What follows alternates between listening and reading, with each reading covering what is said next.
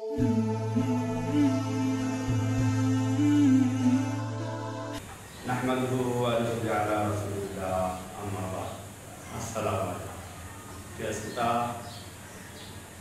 আছে যে প্রশ্ন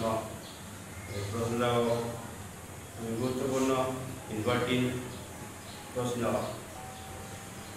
যে বিষয়ে আলোচনা করা হবে সেই বিষয়টা হলো গাড়িতে পশ্চিম দিক হইয়া নামাজ শুরু করা, পরে গাড়ি অন্যদিকে ঘুরে গেল তখন কি করতে হবে।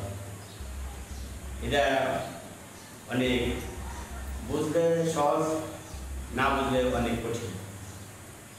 নামাজে গাড়িতে অথবা নৌকায় অথবা জাহাজে যে কোনো যানবাহনে আমি যখন নামাজের সময় চলেই যাই, আমি নামাজ পড়ার সুযোগ পাইলাম না, তখন আমার ওই অবস্থাতে সিটে বসেই হোক যেভাবেই হোক গাড়ি যখন পশ্চিম দিক হইল তখন আমার নামাজ নিয়ত করতে হবে। ইশারায় যদি করা হয়, ইশারাতেই নামাজ পড়তে হবে। তবে ওই যানবাহনটা গাড়ি বা নৌকা ফেলে পশ্চিম দিক হইতে হবে। পশ্চিম দিক যখন হইল তখন আমি নামাজের সাথে দাঁড়াইলাম। নামাজে দাঁড়ানোর পরে এখন নৌকা অথবা গাড়ি যখন দিকে ঘুরে যায়, উত্তর দিকে হয়ে যায়, দক্ষিণ দিকে হয়ে যায়, তার কোনো সমস্যা হবে না। তার কারণ সর্বপ্রথম যে নিয়ত করা হয়েছে এই নিয়ত পর্যন্ত 4 রাকাত নামাজ বা 2 রাকাত নামাজ শেষ করার পরে তারপরে আবার গাড়ি সেই পশ্চিম দিক হইলে বা নৌকা পশ্চিম দিক হইলে আবার দ্বিতীয় আবার 2 রাকাত বা 4 রাকাত বা 3 রাকাত আবার প্রদান করতে হবে। এটা আসলে অনেকেই জটিল মনে করে যে না জানি কি নামাজ কীভাবে করতে হবে।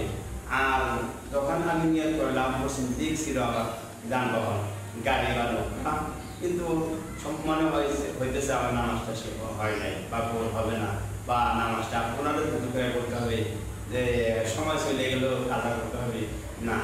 কিন্তু এই বিষয়টা অনেকেই জটিল মনে করে।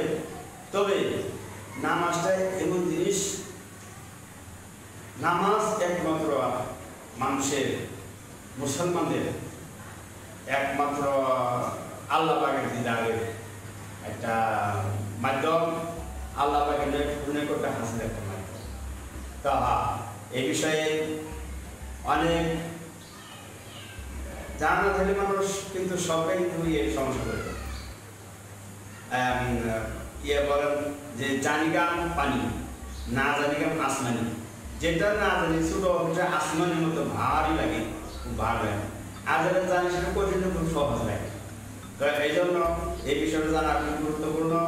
ইনশাআল্লাহ যদি আমাদের ভিডিওগুলো আপনাদের ভালো লাগে লাইক দিবেন এবং ইসলামের প্রচারের জন্য এবং প্রসারের জন্য বেশি বেশি করে শেয়ার করবেন। আর আমাদের সাথে থাকতে হলে আমাদের চ্যানেলটি সাবস্ক্রাইব করবেন।